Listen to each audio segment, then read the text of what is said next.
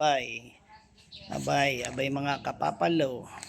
Good morning sa inyong lahat. Ito na naman ako at mag-aalaga ng aking apo. Abay mga kapapalo, gusto ko lang ipakita sa inyo kung gaano ka-cute ang aking first apo, Baby Sile. Siya ngayon ay 2 to 3 months old, going to 3 months old. Ang aking Baby Sile. Love, Baby Sile. God bless.